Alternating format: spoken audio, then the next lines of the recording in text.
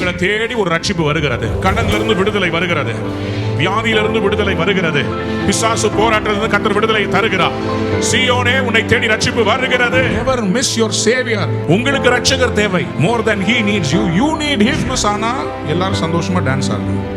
ஆனா good Friday வந்தா எல்லாம் அழுகணும். ஒரு ரிவைவல்னு சொன்னா don't just expect a political revival. தேசத்தில் மறுரூபம் வர வேண்டும், எழுப்புதல் வர வேண்டும், ஜெபிக்க வேண்டியது என் கடமை.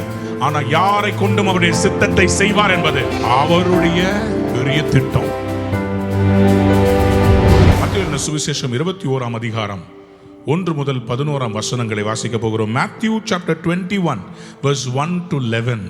அவர்கள் எருசலேமுக்கு சமீபமாய் சேர்ந்து ஒலிவமலைக்கு அருகான பெத்பகேயுக்கு வந்தபோது, பெத்பாகே என்கிற இடத்துக்கு வந்தபோது இயேசுவானவர் சீஷரில் 2 பேரை நோக்கி, உங்களுக்கு எதிரே இருக்கிற கிராமத்துக்கு போங்கள்.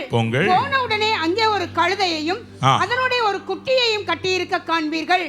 அவைகளை அவிழ்த்து என்னிடத்தில் கொண்டு வாருங்கள். சரி, அந்த கழுதை குட்டியை கொண்டு வரங்க. எதுக்கு?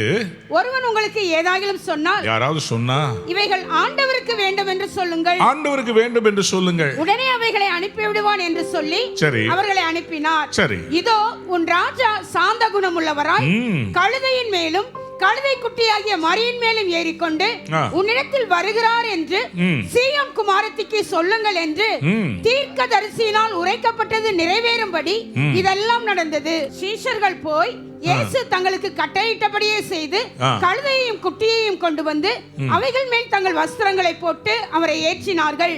திரளான ஜனங்கள் தங்கள் வஸ்திரங்களை வழியிலே விரித்தார்கள். வேறு சிலர் மரக்கிளைகளை தரித்து வழியிலே பரப்பினார்கள்.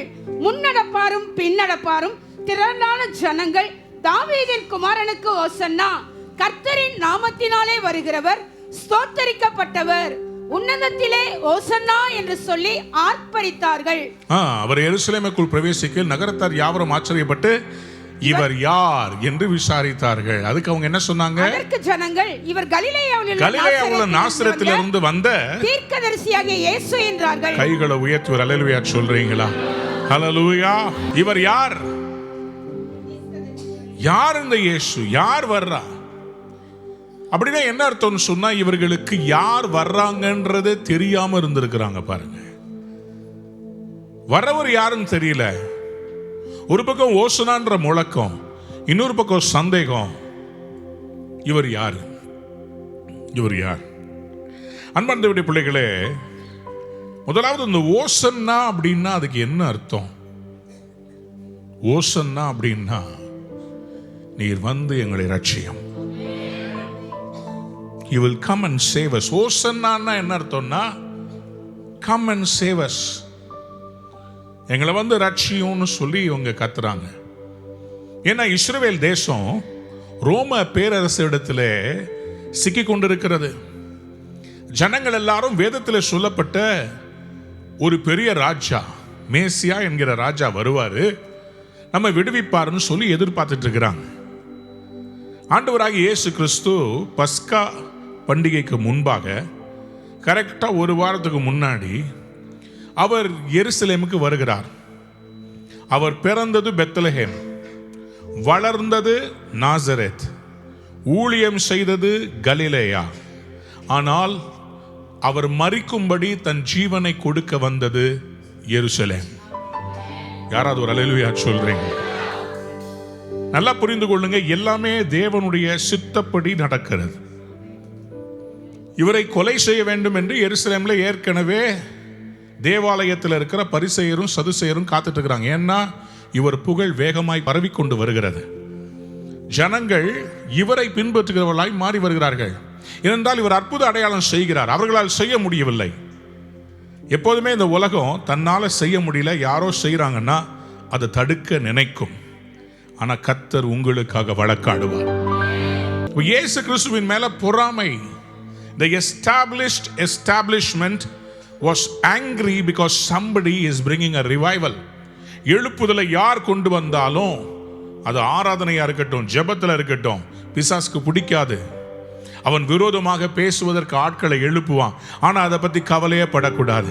ஏசாமிகிட்ட சொன்னாங்க, உங்களை கொண்டு போனா, ஏன்னா இவர் என்னைக்கு லாசருவ மரித்தவர்ல இருந்து உயிரோடு எழுப்பிட்டாரோ அன்னையிலிருந்து இவர் மூலமாய் வருகிற அந்த எழுப்புதலை இந்த பரிசேயர் சதுசேயர்னால தடுக்க முடியல. ஆகவே இவர்கள் என்ன செய்யறாங்க, அன்னையிலிருந்து இயேசு கிறிஸ்துவை கொலை செய்ய வகை தேடுகிறார்கள். They are waiting. அண்ட் அவங்களுக்கு எல்லாருக்கும் தெரியும், ஒரு பண்டிகைனா ஒரு தேவாலயத்துக்கு எல்லா யூதர்களும் வர்றது மாதிரி இவரும் அந்த பண்டிகைக்கு தேவாலயத்துக்கு வருவாரு, அப்போ இவளை கொலை செய்திடலான்னு சொல்லி அவங்க நினைச்சுக்கிட்டு இருக்கிறாங்க. ஆனா அவரு எல்லாம் தெரிந்திருந்தும் ஆயத்தமாய் வந்தார். He was prepared. சீஷர்கள்ட்ட சொன்னார்,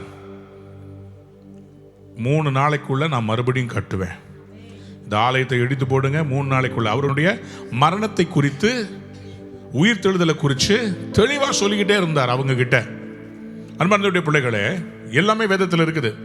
மத்திய 21ஆம் அதிகாரத்தை வரத்துக்கு முன்னாடி யோவான் சுவிசேஷத்தில் 11ஆம் அதிகாரத்தில் ஆண்டவர் வந்து லாசருவை உயிரோடு எழுப்புறார் இல்லையா? யோவான் 19ஆம் அதிகாரத்தில் வரும்போது பெத்தானியா என்கிற, அதாவது இவர் எரிகோவிலிருந்து எருசலேமை நோக்கி வர்றார். வர்ற வழியில் பெத்தானியான்ற ஊர். அந்த பெத்தானியாவில் தான் இவர் பாதத்தில் மரியாள் நலத தைலத்தை ஊற்றுகிறாள். அதை ஊற்றும் போது எல்லாரும் சொல்றாங்க, எதுக்கு இவ்வளோ காஸ்ட்லியாக ஸ்பெண்ட் பண்ணுறீங்க? யூதாஸ் வந்து இந்த பணத்தை எடுத்து ஏழைகளுக்கு கொடுக்கலாமேன்னு ரொம்ப கன்சர்ன்டாக இருக்க மாதிரி பேசுகிறார். ஆனால் ஏசாமி சொன்னார், அவ என்ன செய்திருக்கிறான்னா, நான் எப்படிப்பட்ட மரணத்தை அடையப் போகிறேன் என்பதற்கு அடையாளமாய் இவள் என் பாதத்துக்கு இந்த வாசனை திரவியத்தை பூசுகிறாள். She was preparing Jesus for the cross.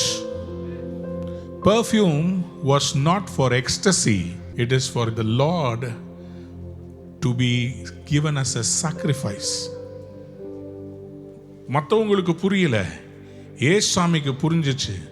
ஏன்னா மற்றவங்கெல்லாம் பாவியான கரங்களை பார்த்தாங்க, பாவம் நிறைந்த ஒரு பெண்ணுடைய கரத்தை பார்த்தார்கள். இயேசு அவள் கையில் இருக்கிற விலையேற பெற்ற தைலத்தை பார்த்தார். தடுத்தவங்களை பார்த்து அவர் எப்படியா சொன்னார்? யோவான் 12ஆம் அதிகாரத்தில் 7ஆம் வசனத்தை வாசித்து பாருங்க. அப்பொழுது இயேசு, இவளை விட்டுவிடு, என்னை அடக்க பண்ணும் நாளுக்காக இதை வைத்திருந்தாள். யாராவது ஒரு அல்லேலூயா சொல்றீங்க? யூதர்களுடைய கலாச்சாரத்தில் அவங்க விசேஷமான ஒரு தைலத்தை வச்சிருப்பாங்க. அந்த தைலம் அவங்க வாழ்க்கை ஃபுல்லாக சம்பாதிக்கிற எல்லா சொத்தையும் கொடுத்தாலும் அந்த தைலத்தை வாங்க முடியாது. அந்த விலையேற பெற்ற தைலத்தை அவங்க வாழ்க்கையில் எந்த ஒரு ஆண் அவர்கள் மாற்றத்தை கொண்டு வருகிறார்களோ அந்த ஆணுக்கு அவங்க வாழ்க்கை ஃபுல்லாக சம்பாதிக்க முடியாத அந்த விலையேற பெற்றதை அவருடைய சிரசிலே ஊற்றி, இவர்தான் எனக்கு இரட்சகர், என் வாழ்க்கைக்கு அஸ்திபாரம்னு சொல்லி அவர் தலையில யூதர்கள் ஊற்றுவார்கள். ஆனால் இவள் தலையில் ஊற்றவில்லை, அவள் பாதத்தில் ஊற்றினாள். பாதத்தில் ஊற்றி தன்னுடைய தலைமயிரினாலே அவருடைய பாதத்தை அவள் துடைத்து அவள் சொல்லுகிறாள், நான் தலையில் ஊற்றுவதற்கு பாத்திரவான் அல்ல, உம்முடைய பாதத்தில் பாவ மன்னிப்பு கிடைச்சா எனக்கு போதும். இதெல்லாம் தெரிஞ்சுதான் இயேசுசாமி வருகிறார். இப்போ அவர் எருசலேமுக்கு நல்லா பார்த்துக்கோங்க. இந்த மேப்பை பாருங்க. இது வந்து ஒரு இண்டிகேட்டிவ் ஒரு படம், இந்த வரைபடம். இதில் பாருங்க, இந்த ரைட்டில் இருக்கிறது அது வந்து ஒலிவமலை, இடது பக்கத்தில் இருக்கிறது நீங்கள் பார்க்குற உங்களுக்கு இடது பக்கத்தில் இருக்கிறது எருசலேம் மலை. ஸோ ஆண்டவர் என்ன பண்ணுறாரு, இங்கே பாருங்க, பெத்தானியா அப்படின்ற வில்லேஜ் ஆஃப் பெத்தானியிலிருந்து அவர் பெத்பாகே என்கிற இடத்துக்கு வருகிறார்.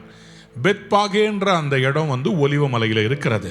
ஸோ அந்த இடத்துல இருந்து ஏறி அவர் கழுதையின் மேலே, பாருங்க இதுதான் ஒலிவமலை. ஒலிவமலையிலிருந்து அங்கே பார்த்தீங்கன்னா அது பாருங்க, அந்த கோல்டு டோம் தெரியுதுல, அதுக்கு பக்கத்தில் தான் தேவாலயம் இருந்தது. சரியா? இந்த இடது பக்கத்தில் கொஞ்சம் பில்டிங் இருக்குதுல்ல, அந்த இடத்துல தான் அன்டோனியா ஃபோர்ட்ரஸ் அப்படின்னு சொல்லி இருந்துச்சு. அது என்ன இடம்னு சொன்னால், அந்த இடத்துல தான் ரோம பேரரசர், இந்த பிலாத்து, இந்த நூற்றுக்கு அதிபதி, இவங்கெல்லாம் இருக்கிற இடம். இது வந்து ஒரு பொலிட்டிக்கல் ஒரு ஃபோர்ட்ரஸ். நம்ம சென்ட் ஜார்ஜ் கோட்டை இருக்குதுல்ல, அது மாதிரி ஒரு இடம். ஸோ அந்த இடத்துல இருந்து இந்த டெம்பிள் மவுண்ட், தேவாலய வளாகத்தை நிர்வகிக்கும்படி அங்கே தான் அவங்க நின்று எல்லாத்தையும் பார்ப்பாங்க. ஸோ தே வர் வாட்சிங். ஏன்னா அங்கே இந்த ஃபீஸ்ட் அப்போ தான் யூதர்கள் எல்லாரும் எருசலேமுக்கு வருவாங்களா, ஸோ கலகம் உண்டாகும். அன்னைக்கு இருந்து ரோம் சாம்ராஜ்யம் இஸ்ரவேலரை அடக்கி ஒடுக்கி வைத்திருந்தது. அப்ப இஸ்ரவேலருக்கு எல்லாரும் ஒரு நம்பிக்கை, மேசியா வருவார்னு சொல்லியிருக்குது. அந்த மேசியா நமக்கு வருவார். ஸோ 2 டெஸ்டினேஷனை அவங்க எல்லாரும் குழம்பி போய் இவரை வரவேற்கிறாங்க. ஏன்னா இவர் கழுதையில வரார். நல்லா கவனித்துக் கொள்ளுங்க. குதிரையில வந்தா ஒரு இராணுவ ஒரு தளபதி குதிரையின் மேல வந்தா யுத்தம் பண்ண வரார்னு அர்த்தம். கழுதையில வந்தா சமாதானம் பண்ண வரார்னு அர்த்தம். ஆகவேதான் ஆண்டவராகிய இயேசு ஒருவரும் ஒரு காலம் ஏறியிராத கழுதை. எதற்காக இந்த காரியங்கள் நடந்தது? அன்பார்ந்தவருடைய பிள்ளைகளே, ஆண்டவர் இந்த கழுதையில வருவதற்கு ஒரு முக்கியமான காரணம். எதற்காக அவர் வந்தார்? ஏசாயா 62ஆம் அதிகாரம் 11ஆம் வசனத்தை வாசியுங்கள். நீங்கள் சீயோன் குமாரத்தியை நோக்கி, இதோ உன் ரட்சிப்பு வருகிறது, உன் ரட்சிப்பு வருகிறது, இதோ அவர் அருளும் பலன் அவரோடும் அவர் செய்யும் பிரதிபலன் அவர் முன்பாகவும் வருகிறது என்று சொல்லுங்கள் என்று கர்த்தர் பூமியின் கடையாந்திரம் வரைக்கும் கூறுகிறார். கடையாந்திரம் வரைக்கும் சொல்றாரு. என்ன பத்தி? யாரை பத்தி? சீயோனை பத்தி சொல்றாரு. உன் ரட்சிப்பு வருகிறது. பூமியின் கடையாந்திரத்துக்கு சொல்றாரு, சீயோனுக்கு ரட்சிப்பு. யாராவது அல்லேலூயா சொல்லுங்க. உங்களுக்கு வரப்போகிற ரட்சிப்பை குறித்து உலகத்துக்கே கர்த்தர் இந்த வாரம் தெரியப்படுத்துகிறார். உங்களை தேடி ஒரு ரட்சிப்பு வருகிறது. கடனிலிருந்து விடுதலை வருகிறது. வியாதியிலிருந்து விடுதலை வருகிறது.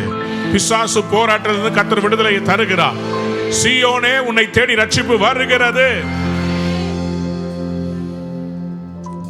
சகரியா தீர்க்கதரிசன புஸ்தகம் 9ஆம் அதிகாரம் 9ஆம் வசனத்துல இந்த ரட்சிப்பு எப்படி வரும்னு சொல்லி பழைய ஏற்பாட்டில் தீர்க்க தரிசனமா மேசியா எப்படி வருவார்னு ஒரு அடையாளத்தை சொல்லி இருக்கிறாரு. சகரியா 9:9.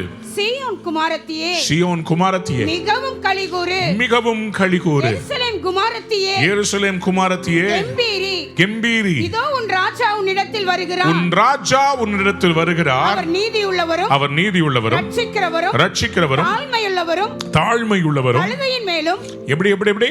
கழுதையின் மேலும், கழுதையின் மேலும், கழுதை குட்டியாகிய மரியின் மேலும், கழுதை குட்டியாகிய மரியின் மேலும் ஏறி வருகிறவருமாய் இருக்கிறார். கையை உயர்த்தி ஒரு அல்லேலூயா சொல்றீங்களா?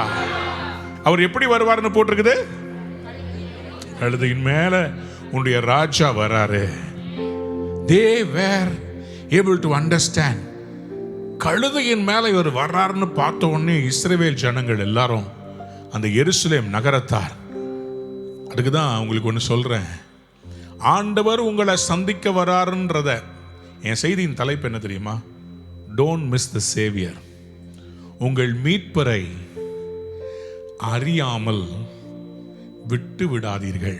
உங்கள் மீட்பர் தரும் மீட்பின் நாளை மிஸ் பண்ணிடாதீங்கோ. ராஜாவா கழுதையின் மேல அவர் வர்றார். எதுக்கு? ஒரு மீட்பின் நற்செய்தியை சொல்வதற்காக. இஸ்ரவேலே, உன்னை சந்திக்கும் நாள் வருகிறது, உன் மீட்பர் வருகிறார். யாராவது ஒரு அல்லேலூயா சொல்றீங்களா? ஆமென், அல்லேலூயா. சோ இந்த மீட்பர் வர்றாரு.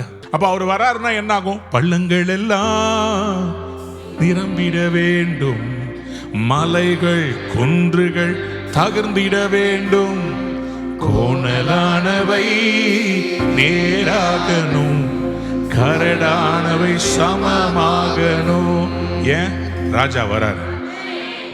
ஏசாயா 45ஆம் அதிகாரத்தில் அவர் சொன்னார், நான் உனக்கு முன்பாக சென்று. அப்ப அவர் வர்றாருனாவே உங்க லைஃப்ல இருக்கிற எல்லாத்தையும் அவர் சரி செய்ய போறான்னு அர்த்தம். ராஜா வராருங்க. யாராவது சொல்லுங்க, ராஜா வராரு. சொல்லுங்க, ராஜா வருகிறார். எத்தனை பேர் விசுவாசிக்கிறீங்க? ராஜா இன்னைக்கு வந்திருக்கிறாரு. அவர் வர்றாரு. அவரை இஸ்ரவேல் ஜனங்கள்ல எருசலேம் நகரத்தார் எல்லாரும் கையில இந்த குருத்தோலை ஏந்தி கொண்டு அவரை வரவேற்கிறாங்க, பாடுறாங்க.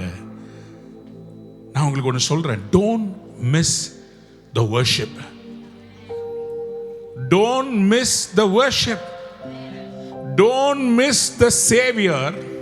அதுல 3 காரியம் உங்களுக்கு சொல்ல போறேன்.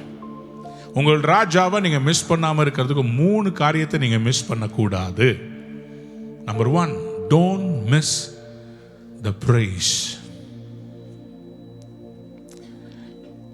நெதர்லாண்ட்ஸ் தேசத்தில் ஒரு நாள் ஒரு தேவாலயத்தில் ஒரு நபர் சாதாரண உடை அணிந்து முன்னாடி இருக்கிற பெரிய பெரிய தலைவர்கள் அல்லது செல்வந்தர்கள் உட்கார்ந்த இடத்துல ஒரு மனிதன் உட்கார்ந்தார்.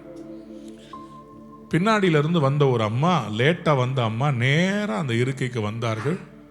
பயங்கரமாக ட்ரெஸ் பண்ணியிருந்தாங்க. அந்த அம்மா சொன்னாங்க, அவரை எழுப்ப சொல்லி, சாரி ஐயா, இந்த இடம் என்னுடையது.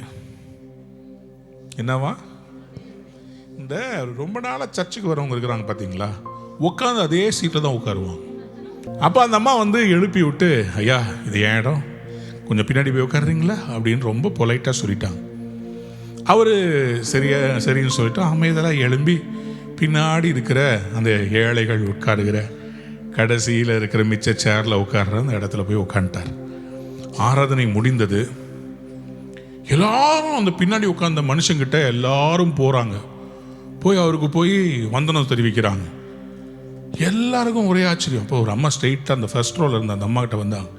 ஏப்புல என்ன பண்ணிட்ட? நான் என்ன பண்ணேன், இடத்துல தான் வந்து உட்கார்ந்தேன். அப்போ அவங்க சொன்னாங்களாம், வந்தது யார் தெரியுமா? அவரு வேற யாரும் இல்லை, ஸ்வீடனுடைய ராஜா ஆஸ்கர். வந்தது ராஜா. ராஜா வந்து உட்கார்ந்து இருக்கிறாரு. இந்த அம்மா ராஜாதி ராஜாவை, கொஞ்சம் எந்திரிக்கிறீங்களா, பின்னாடி போய் உட்காருங்களா. ராஜா வந்திருக்கிறத இந்த அம்மாக்கு தெரியல. ராஜா கொஞ்சம் யோசித்து பாருங்களேன். அந்த அம்மா அன்னைக்கு சீட்டை கொடுத்திருந்தா யாருக்கு தெரியும், ஸ்வீடன்ல ஒரு கிராமத்தையே இந்த அம்மா பேருக்கு எழுதி வச்சிருப்பாங்க. இன்னைக்கு சில பேர் அப்படி தெரியாம தான் இங்க சபையில உட்கார்ந்து இருக்கிறீங்க. நீங்க நினைச்சிட்டு இருக்கிறீங்க நீங்க சபையோட பெரிய ஆள் நினைச்சிட்டு இருக்கிறீங்க. ஆனா உங்களுக்கு தெரியல, நீங்க சபையில வந்து உட்கார்றது உங்க ஆசீர்வாதத்திற்கு. Never underestimate the potential of the church. Never miss your savior. உங்களுக்கு ரட்சகர் தேவை. More than he needs you, you need him. யாருக்கெல்லாம் புரியுது அவங்க மட்டும் ஒரு அல்லேலூயா சொல்லுங்க. நீங்க கொடுக்கிற காசுனால கர்த்தர் பணக்காரராகணும்னு அவசியம் இல்லைங்க. கர்த்தர் எப்படியும் அவருடைய ராஜ்யம் பெரியது. அவருடைய ராஜ்யம் இந்த உலகத்துக்குரிய ராஜ்யம் இல்லை. Don't miss the Savior. Don't miss to praise him. சூழ்நிலையை பார்த்து அவரை ஆராதிக்கிறது நிறுத்தாதீங்க. இஸ்ரவேல் ஜனங்களுக்கு எதுக்கு ஒருத்தரை துதிக்கணும், எதுக்கு வந்து நாங்கள் தான் ஏற்கனவே அடிமைத்தனத்தில் இருக்கிறோமே.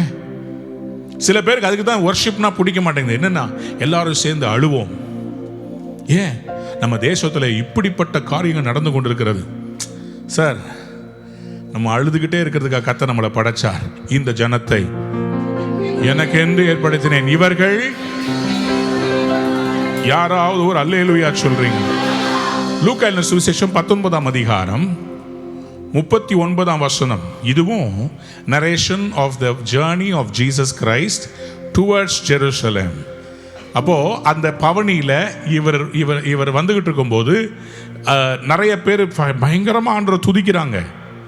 எல்லாரும் சின்னவங்க பிள்ளைங்க எல்லாரும் சொல்றாங்க, கர்த்தருடைய நாமத்திலே வருகிறவர் ராஜா ஸ்தோத்திரிக்கப்பட்டவர், பரலோகத்திலே சமாதானம் உன்னதத்திலே மகிமை உண்டாவதாக என்று மிகுந்த சத்தத்தோட பக்கத்தை பார்த்து சொல்லுங்க. மிகுந்த சத்தம். சத்தமா அத மிகுந்த சத்தத்தோட சொல்லணும். சில பேருக்கு சத்தமா ஆராதிக்கிறதுனா பிடிக்கவே பிடிக்காது. அவங்க எவ்வளோ சத்தமா பாட்டு பண்ணாலும் அவங்க இல்ல. கர்த்தர் செய்த நன்மைக்காக நாங்க அழகா டீசென்ட்டா நன்றி செலுத்த கை நோகாம கை தட்டுவாங்க. பார்த்துருக்கீங்களா? சில பேர் அவங்களுக்கு சத்தம்னா என்னவே தெரியாது. ஆனா ஆபத்துன்னு வரும்போது டிஃபரன்ஸ் இருக்கு பார்த்தீங்களா? கத்து செய்த நமக்காக என்ன, I am very descent fellow. நிறைய பேர் we are missing the savior to worship him. லூக்கா 19:39 வாசிங்களேன். அப்பொழுது கூட்டத்தில் இருந்த பரிசேயர் சிலர் அவரை நோக்கி, போதகரே உம்முடைய சீஷரை அதட்டும் என்றார்கள். அவங்க என்ன சொல்றாங்க? பரிசேயர்கள் இவங்க உங்களை ராஜான்னு சொல்றாங்க, உங்களை ரட்சகர்னு சொல்றாங்க, அவங்கள தடுத்து நிறுத்துங்க, இவங்க துதிக்க கூடாது. பக்கத்துல பார்த்து சொல்லுங்க, துதிக்கு பூட்ட போட்டீங்கன்னா கர்த்தருக்கே நீங்க தடை சொல்றீங்கன்னு அர்த்தம். ஏன்னா அவர் எதன் மத்தியில் வாசம் பண்ணுகிறவர்? பீரியடுங்க. சொல்லுங்க அல்லேலூயா. தேசத்துல யார் ஆட்சி செய்தாலும் என்னவா, இவங்களுக்கு அழுகிறதுக்கு தான் பிடிக்கும், துதிக்கிறதுக்கு பிடிக்காது. நான் யாரையும் சொல்லலை, குற்றம் சொல்ல, நல்லா புரிஞ்சுக்கோங்க. கிறிஸ்மஸ் ஆனால் எல்லாரும் சந்தோஷமாக டான்ஸ் ஆடுறோம். ஆனால் குட் ஃப்ரைடே வந்தால் எல்லாம் அழுகிறோம். குட் ஃப்ரைடே வந்தாலும் துதிக்கணும். ஏன்னா என்னுடைய ஆண்டவர் செத்து போய் அடக்கம் பண்ணப்பட்டு பெட்டியில இல்ல, பரலோகத்துல ராஜாதி ராஜாவா. We miss the opportunity to praise God. We miss the opportunity to worship God. ஆண்டவரை துதிக்கிறதுக்கு இவங்க பரிசேயருக்கு விருப்பம் இல்லை, அடக்குறாங்க. துதிக்காதப்பா, சத்தத்தை கம்மி பண்ணு, சவுண்டை கம்மி பண்ணு. ஏன்னா நீ ஏற்கனவே அடிமையில் இருக்கிற. நீ எதுக்கு ஜனங்களுக்கு, பரிசேயருக்கு ஜனங்களை அழ வச்சு பார்க்கணும், கர்த்தருக்கு ஜனங்களை துதிக்க வச்சு பார்க்கணும். ஏன்னா துதிச்சா அவன் ஓடிடுவான். அன்பு தேவ பிள்ளைகளே, கர்த்தர் இன்னைக்கு உங்களை என்னையும் பார்த்து சொல்றாரு, துதிக்கிறத நிறுத்தாதீங்க. Don't miss to praise Jesus. Hallelujah. இந்த வசனங்களை எல்லாம் வாசித்து பார்க்கும்போது ஒன்னே ஒன்று நம்ம புரிந்து கொள்ள வேண்டும். நம்மகிட்ட வர்ற அற்புதத்தை துதிச்சு பெற்றுக்கொள்ள வேண்டும். There are two types to receive the Savior. ஒன்று நம்ம அவர்கிட்ட அழுது பெற்றுக்கொள்ளலாம், இன்னொன்று கர்த்தர் எனக்காக யாவையும் செய்து முடிப்பார் என்று விசுவாசித்து துதித்து பெற்றுக்கொள்ளலாம். Because sometimes God wants us to praise for a breakthrough. எதற்காக? எரிகோவை சுற்றி அவர் 7 நாள் அவங்கள சுத்தி வர செய்து, 7வது நாள் 7 முறை சுத்தி வர செய்து அவங்களை எக்காலம் ஊதும்போது துதிக்க சொன்னார். ஏன்னா துதியினால தான் ஜெயம் கிடைக்கும். ஹல்லேலூயா. இரண்டாவது, ஆண்டவர் என்ன செய்ய வந்தாரு? இவர் வந்ததே எதுக்குன்னா, ஏசாயா தீர்க்கதரிசியினால் உரைக்கப்பட்ட காரியத்தை மாற்றுவதற்காக வருகிறார். ஏன்னா இதுவரைக்கும் இஸ்ரவேலுக்கு தெரிஞ்ச மோட் ஆஃப் பிரேயர் எல்லாமே என்னன்னா, ஆண்டவர்கிட்ட நம்ம அழுதுகிட்டே இருப்போம். அப்போ ஆண்டவர் சொல்றாரு, ஏசாயா 61 அதிகாரத்தில் அந்த 1ஆம் வசனத்திலிருந்து 3ஆம் வசனம் முடிய வாசிக்கிறதுல, அந்த 3ஆம் வசனத்தை ஆண்டவராகி இயேசு கிறிஸ்து புஸ்தகத்தூரில் எடுத்து திறந்து அவர் முதலாக தன்னை பற்றி அவர் பிரகடனம் பண்ணி வாசித்த பகுதியே இதுதான். அதில் அவர் சொல்றாரு, ஒடுங்கின ஆவிக்கு பதிலாக துதியின் உடையை கொடுக்க அவர் என்னை அனுப்பினார். யாராவது ஒரு ஆமென் சொல்லுங்க. சத்தத்தை உயர்த்தி ஒரு அல்லேலூயா சொல்லுங்க. பக்கத்துல பார்த்து சொல்லுங்க, ஒடுங்கின ஆவிக்கு பதிலா துதியின் ஆடை. Don't miss your breakthrough, don't miss your worship, don't miss your praise. லூக்கா சுவிசேஷம் 19ஆம் அதிகாரத்தில் 45ஆம் வசனத்தை வாசித்து பாருங்கள். பின்பு அவர் தேவாலயத்தில் பிரவேசித்து அதில் விற்கிறவர்களையும் கொள்ளுகிறவர்களையும் புறம்பே துரத்த தொடங்கி, என்னுடைய வீடு ஜெப வீடா இருக்கிறது என்று எழுதியிருக்கிறது, நீங்களோ அதை கல்லர் குகையாக்கினீர்கள் என்றார். பாருங்க, ஆண்டவர் இப்பொழுது 2வது காரியம் அவர் என்ன செய்யறாருன்னா, சபையை கிளென்ஸ் பண்றார். சபையை கிளென்ஸ் பண்றார். இன்ஃபேக்ட் நான் மறுபடியும் அந்த படத்தை உங்களுக்கு காண்பிக்க விரும்புகிறேன். இஸ்ரவேலுக்கு அடிக்கடி போயிருக்கிறோம். அப்போ நாங்கள் ட்ராவல் பண்ணுறது மவுண்ட் ஆஃப் ஆலிவ்ஸ். அந்த மவுண்ட் ஆஃப் ஆலிவ்ஸ்லேயே இருக்கிற 7 ஆர்ச்சஸ் ஹோட்டலில் நாங்கள் தங்கியிருக்கிறோம். அங்கேருந்து பார்த்தீங்கன்னா எருசலேம் தெரியும். அவங்க அதிலிருந்து அப்படியே ஒரு மலையிலிருந்து, செங்குத்தான ஒரு மலையிலிருந்து அப்படியே கீழே இறங்கி அவங்க வருவாங்க. அது ரொம்ப ஈஸி கிடையாதுங்க, பயங்கர செங்குத்தாக இருக்கும். ஸோ அதில் நடந்து வரும்போது ஒரு ஸ்டேஷன் இருக்குது. அந்த இடத்துல தான் ஆண்டவர் நிறுத்தி எருசலேமை பார்த்து கண்ணீர் விடுகிறார்.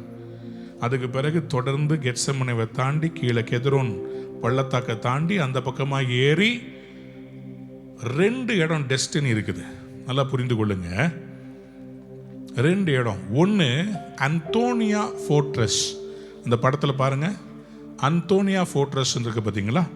இந்த அந்தோனியா ஃபோர்ட்ரஸ் இங்கே தான் ரோம பேரரசர்கள் தங்களுடைய நிர்வாகத்தில் இருக்கிற இந்த பிலாத்து இருந்தார்ல, அவங்க எல்லாம் இருந்த இடம். இது அரசியல் சம்பந்தப்பட்ட ஒரு பவர் பாயிண்ட். மற்றொன்று தேவாலயம். இந்த யூதர்கள் என்ன எதிர்பார்த்தாங்க? இவர் இந்த கழுதையின் மேல் வரவர் அந்தோனியா ஃபோர்ட்ரஸ்ல இருக்கிற ரோம சாம்ராஜ்யத்தை அழித்து போட்டு அற்புத அடையாளங்கள் பண்ணி ஜி பூம் பா அப்படின்னு ஒன்று அங்கே இருக்கிறவங்க தலை வெடிச்சு செத்துருவாங்க. இல்லது அந்த இடத்துல இருக்கிறவங்க மேலே திடீர்னு பட்டயம் வரும், ஏதோ தேவதூதன் இறங்கி வந்து 1,85,000 பேரை சங்கரிச்சது மாதிரி ஏதோ ஒரு காரியம் இவர் செய்ய போறாருன்னு எதிர்பார்த்துட்டு இருக்கிறாங்க. அதனால தான் ஜனங்க ஓசன்னா ஓசன்னான்னு பாடிக்கிட்டு வராங்க. ஆனால் இவர் அந்தோனியா ஃபோர்ட்ரஸ் போல கர்த்தருடைய தேவாலயத்துக்குள்ள வந்தார்.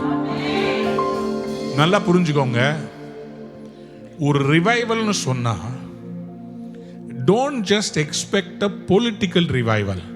ஏன்னா ஆண்டவர் சொன்னார், என்னுடைய ராஜ்யம் இந்த பூமிக்குரிய ராஜ்யம் அல்ல, என்னுடைய ராஜ்யம் பிதாவினுடைய ராஜ்யம். நல்லா புரிந்து கொள்ளுங்க, the kingdom of God is not the kingdom of the world. யோவான் சுவிசேஷம் 18ஆம் அதிகாரம் 36ஆம் வசனத்தை வாசிங்களேன். John 18:36. இயேசு பிரதியுத்தரமாக, என் ராஜ்யம் இவ்வுலகத்திற்கு உரியதல்ல, என் ராஜ்யம் இவ்வுலகத்திற்கு உரியதானால் நான் யூதரிடத்தில் ஒப்புக்கொடுக்கப்படாதபடிக்கு என் ஊழியக்காரர் போராடி இருப்பார்களே, இப்படி இருக்க என் ராஜ்யம் இவ்விடத்திற்கு உரியது அல்ல என்றார். அவர்கிட்ட கேட்கிறாங்க, நீ ராஜாவா, நீ ராஜாவா? அவங்களுக்கு எல்லாருக்கும் என்ன தெரியணும்னா, யூதருக்கு இவர் ராஜாவா, அப்படின்னா இவர் வந்து ரோம பேரரசை அழிச்சிட்டு இவர் ராஜாவா மாறிடுவாரா? பொலிட்டிக்கலா இயேசுவை பின்பற்றின நிறைய பேர் இருந்தாங்க. ஆனா சிலுவை என்கிற அந்த இடத்தை நோக்கி பின்பற்றவங்க ரொம்ப கம்மியான பேர் இருந்தாங்க. அதனால்தான் ஆண்டவர் சொன்னாரு, ஒருவன் என்னை பின்பற்ற விரும்பினால் அமைச்சராக என்னை பின்பற்ற வேண்டாம், தன்னைத்தானே வெறுத்து சிலுவையை எடுத்துக்கொண்டு. இந்த தேசத்துக்கு ரட்சிப்புன்னு சொல்லும் போது நம்முடைய பிரதம மந்திரி ஒரு கிறிஸ்தவ பிரதம மந்திரியா வரணும்ன்றது விருப்பம் இருந்தாலும், யார் வந்தாலும் தேவனுடைய ராஜ்யம் இந்த பூமியில் நடக்கும்.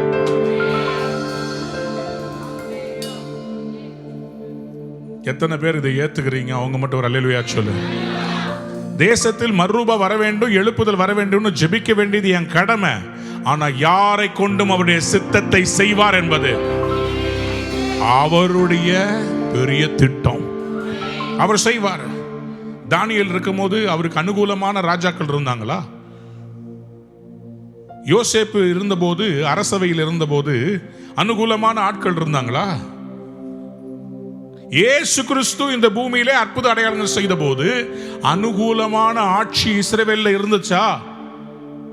இயேசு கிறிஸ்து வந்த பிறகு, சிலுவையிலே அவர் மரித்த பிறகு உடனே ரோம சாம்ராஜ்யம் அழிக்கப்பட்டு மாறினதா? இல்ல. எல்லாத்துக்கும் ஒரு கால கேடு வச்சிருக்கிறார். நம்ம ஆண்டவர்ட்ட ஜெபிக்க முடியும், அவர் காரியங்களை அவருடைய நேரத்தில் மாற்றுவார். ஆனா அது வரைக்கும் நம்ம என்ன செய்யணும்? நம்மை பரிசுத்தமாய் காத்துக்கொள்ள வேண்டும். ஆகவே அவர் அந்தோனியா ஃபோர்ட்ரஸ் போல தேவாலயத்தில் நுழைஞ்சு அங்க பாத்தீங்கன்னா எல்லாம் வியாபாரம் செய்யறாங்க. என்ன வியாபாரம்? புறா விற்கிறாங்க, ஆடுகளை விற்கிறாங்க. இது எல்லாத்திலையும் கமிஷன் யாருக்கு போகுது? அங்க இருக்கிற பாஸ்டரா இருக்கிற பரிசேயர்கள் ஜனங்க கொண்டு வர்ற காணிக்கையில கமிஷன் அடிக்கிறாங்க. இவங்க தனியா ஏஜென்ட்டை வச்சு புறாவை விற்க வைக்கிறாங்க. இவங்க தனியா ஏஜென்ட்டை வச்சு சபைக்கு வேண்டிய காரியங்களை கொடுத்து அதுல சம்பாதிச்சுக்கிட்டு இருக்கிறாங்க. ஆண்டவர் உள்ள வந்தவன பார்க்கிறார். அவர் கேட்டது, என் வீடு சகல ஜனங்களுக்கும் ஜெப வீடு. ஏசாயா 56ஆம் அதிகாரம் 7ஆம் வசனத்துல அவருடைய எதிர்பார்ப்பே பிரேயர் ஹவுஸ். யாராவது ஒரு அல்லேலூயா சொல்றீங்களா? ஆண்டவருடைய வீடு எப்படி இருக்கணும்? சகல ஜனங்களுக்கும் ஜெப. ஆனா இவங்க என்ன பண்ணிருந்தாங்க? அத கள்ளர் குகையாக மாற்றி வச்சிருந்தாங்க. சபை எதுக்காக கர்த்தரை ஏற்படுத்தினார்? இரவும் பகலும் கர்த்தரை துதிப்பதற்கு. அதுக்காக தான் சென்ட் தாமஸ் மவுண்ட்ல ஆண்டவருடைய ஜெப வீடாக ரூவா எழும்ப வரப்போகிறது. எத்தனை பேர் ஆமென் சொல்ல விரும்புறீங்க? சத்தத்தை உயர்த்தி ஒரு அல்லேலூயா சொல்லுங்க. 1 கொரிந்தியர் 6ஆம் அதிகாரம் 19ஆம் வசனத்தை வாசித்து பாருங்க. உங்கள் சரீரமானது நீங்கள் தேவனாலே பெற்றும் தங்கியும் இருக்கிற பரிசுத்த ஆவியானுடைய ஆலயமாய் இருக்கிறது என்றும் உங்களுடையவர்கள் அல்ல என்றும் அறியீர்களா? உங்களுடையவங்க அல்லன்றது அறியீர்களா? உங்களுக்கு தெரியாதாப்பா? நீங்க தேவனுடைய ஆலயம். எத்தனை பேர் ஆமென் சொல்ல விரும்புறீங்க? அப்போ உங்களுடைய ஆலயம் கெட்டு போச்சுன்னா ஆண்டவர் என்ன பண்ணுவாரு? அழிச்சிருவார். அப்போ ஆலயம் பரிசுத்தமா இருக்கும். எத்தனை பேருக்கு ஆலயம் பரிசுத்தமா இருக்கணும்னு ஆசையா இருக்கு? சொல்லுங்க, பரிசுத்தர். சேனைகளின் கர்த்தர், சேனைகளின் கர்த்தர், சபை பரிசுத்த ஆலயம். ஆண்டவருக்கு உள்ள வந்தார், சாட்டை எடுத்தார், எல்லாத்தையும். எதுக்கு கர்த்தர் பரிசுத்தப்படுத்த சொன்னார் தெரியுமா? அப்பதான் அற்புத அடையாளங்கள் சபையில நடக்கும். ஏன்னா பாருங்களேன், அந்த இடத்துல நீங்க வாசித்து பாருங்க, மத்திய 21 அதிகாரம் 12, 13 அவருக்கு சபையை கிளென்ஸ் பண்றார். 14 என்ன நடந்துச்சு வாசிங்க. அப்பொழுது குருடரும் சப்பானிகளும் தேவாலயத்திலே அவரிடத்திற்கு வந்தார்கள். அவர்களை சொஸ்தமாக்கினார். நல்லா புரிஞ்சுக்கோங்க, இதுவரைக்கும் ஜனங்கள் அவரை கழுதையில ஏறி வர்றதுனால அவரை பார்த்து அவர் ஹோசனா ஹோசனான்னு ஆராதிச்சாங்க. ஆனா இப்போ அற்புதங்களை பார்த்த உடனே, அதுக்காக தான் தேவாலயம் கட்டப்பட வேண்டும். ஏன்னா உள்ள வரும்போது அற்புத அடையாளங்களை பார்க்கும்போது என்ன பண்ணுவாங்க? என்ன பண்ணாங்களா? வாசிங்க அடுத்த வசனத்துல. அவர் செய்த அதிசயங்களையும் தாவீதின் குமாரனுக்கு ஓசன்னா என்று தேவாலயத்தில் ஆர்ப்பரிக்கிற பிள்ளைகளையும் பிரதான ஆசாரியரும் வேதபாரகரும் கண்டு பாருங்க, இதுவரைக்கும் வழியில தான் தேவன் ஆராதித்தார்கள். இப்போ அற்புத அடையாளங்கள் வந்த உடனே எல்லாரும் கையை உயர்த்தி சொல்றாங்க, ஓசன்னா. சொல்லுங்க, ஓசன்னா. ஆலயத்தில் இருக்கிறவங்களுக்கு யாருக்கெல்லாம் அற்புதம் வேணும் அவரை ஓசன்னா சொல்லுங்க. முதுகு தண்டில் இருக்கிற வலி இப்ப சுகமாக்கி கொண்டிருக்கு. ஓசன்னா. சுகர் இப்ப சுகமாக்கி கொண்டிருக்கிறது. ஓசன்னா. தலை வலி இப்ப சுகமாக்கி கொண்டிருக்கிறது. ஓசன்னா. மைக்ரேன் ஹெட்டேக் இப்ப சுகமாக்கி கொண்டிருக்கிறது. ஓசன்னா. இயேசுவின் நாமத்தில் உங்க பான்கிரியாஸை கர்த்தர் சுகமாக்குறார். சொல்லுங்க, ஓசன்னா. இந்த வாரமே கர்த்தர் உங்கள் வீட்டில் இருக்க தடையை உடைச்சு கடனை அடைக்க போகிறார். இந்த மாதம் ஒரு விடுதலை வருகிறது. ஓசன்னா சொல்லிக்கிட்டே இருங்க.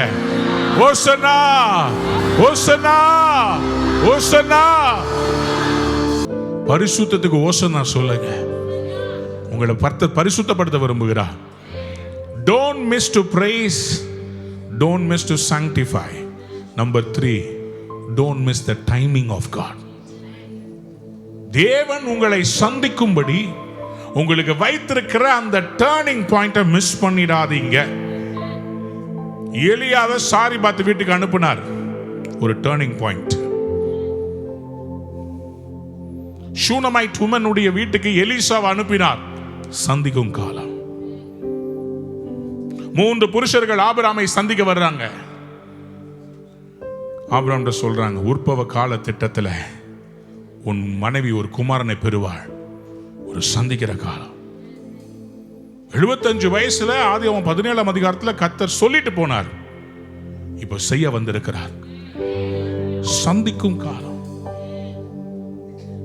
எருசலேமுக்கு எவ்வளோ நாளா மேசியா வருவார்னு சொல்லப்பட்டுச்சு. ஆனா அந்த எருசலேம் அவர் வந்தபோது அவரை அறியவில்லை, அவரை ஏற்றுக்கொள்ளவில்லை. ஓசனான்னு சொன்னவங்க 3 நாள்ல அவரை சிலுவையில் அறையுங்கள் என்று சொன்னார்கள்.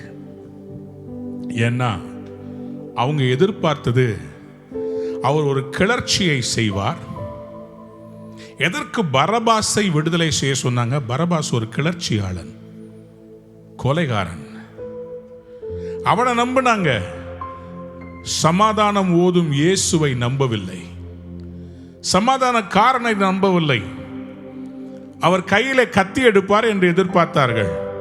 அவரோ வேத வசனமாகிய பட்டயத்தை எடுத்தார். இவர்களுக்கு புரியவில்லை.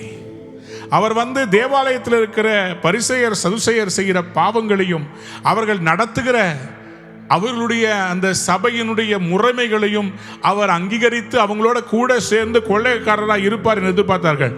அவரோ அவர்களுக்கு எதிர்த்து நின்றார். விரியன் பாம்பு குட்டிகளே, வெள்ளை அடிக்கப்பட்ட கல்லறைகளே. அவருடைய ஆவி பிதாவின் ஆவியோடு ஒன்றி இருந்தது. He came to sanctify, he came to save the Jews, but the Israelites, they did not understand the timing. லூக்கா சுவிசேஷம் 19 அதிகாரத்தில் ஆண்டவராய் இயேசு அவனி வரும்போது அவர் அந்த டாமினஸ் ஃபிளாவிட் அப்படின்னு சொல்ற இடத்துல நின்று அவர் பேசின வசனம் தான் லூக்கா 19:43. வாசிங்கள். உன்னை சந்திக்கும் காலத்தை நீ அறியாமல் போனபடியினால் உன் சத்துருக்கள் உன்னை சூழ மதில் போட்டு உன்னை சந்திக்கும் காலத்தை நீ அறியாமல் போனபடியினால் அவர் சமீபமாய் வந்தபோது நகரத்தை பார்த்து அதற்காக கண்ணீர் விட்டார். ரெண்டு இடத்துல தான் இயேசு கண்ணீர் விட்டார். 1 யோவான் 11:35 லாசருடைய கல்லறைக்கு முன்பாக நின்று கண்ணீர் விட்டார். இரண்டாவதாக அவர் கண்ணீர் விட்டது எருசலேமுக்கு பார்த்து அவர் கண்ணீர் விட்டு அழுது சொல்றாரு. என்ன சொல்றாரு? கிடைத்த இந்த நாளில் ஆகிலும் உனக்கு கிடைத்த இந்த நாளில் ஆகிலும் உன் சமாதானத்துக்கு ஏற்றவைகளை நீ அறிந்திருந்தாயானால் நலமாயிருக்கும். இப்பொழுதோ அவைகள் உன் கண்களுக்கு மறைவாய் your eyes are hidden from the salvation of God. Your eyes are hidden. உன் கண்களுக்கு மறைவாய் இருக்கிறது. ஆகவே என்ன நடக்கும்?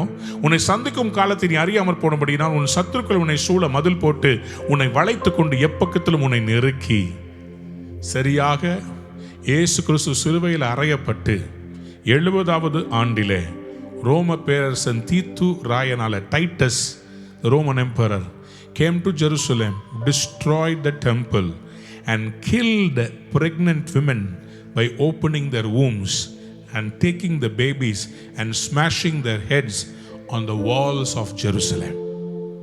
எருசலேமினுடைய வீதிகளில் இரத்த ஆறு ஓடினது. ஒரு கல்லின் மேல் ஒரு கல் இராதபடிக்கு அழிக்கப்பட்டது. காரணம் என்ன? மேசியா வந்தார், மிஸ் பண்ணிட்டாங்க. இன்னைக்கு என் செய்தியே இதுதான், மேசியாவை மிஸ் பண்ணிடாதீங்க. Don't miss your Messiah. Don't miss your Messiah. ஒரு நிமிஷம் கண்களை மூடி ஆண்டவர்கிட்ட சொல்லுங்க, ஆண்டவரே, நான் உம்மை துதிக்கிறது நிறுத்தக்கூடாது, பரிசுத்தமாகிறது நிறுத்திடக்கூடாது, என்னை சந்திக்கும் காலத்தை உணராம இருந்துடக்கூடாது. I don't want to miss my Messiah. அன்பான நேயர்களே, இந்நிகழ்ச்சியில் கொடுக்கப்பட்ட வாக்குத்தத்தங்களும் தீர்க்க தரிசன வார்த்தைகளும் உங்களுக்கு ஆசீர்வாதமாய் இருந்திருக்கும் என்று நாங்கள் நம்புகிறோம். நீங்கள் பெற்ற ஆசீர்வாதங்களையும் ஜெப விண்ணப்பங்களையும் மற்றும் உங்கள் காணிக்கைகளையும் அனுப்ப வேண்டிய எங்கள் முகவரி: ரூவா ஊழியங்கள், எண் 82, ஜவஹர்லால் நேரு சாலை, சிம்ஸ் மருத்துவமனை எதிரில், வடபழனி, சென்னை 26. உங்கள் காணிக்கைகளை ஆன்லைன் மூலமாக எளிதாக செலுத்தலாம்.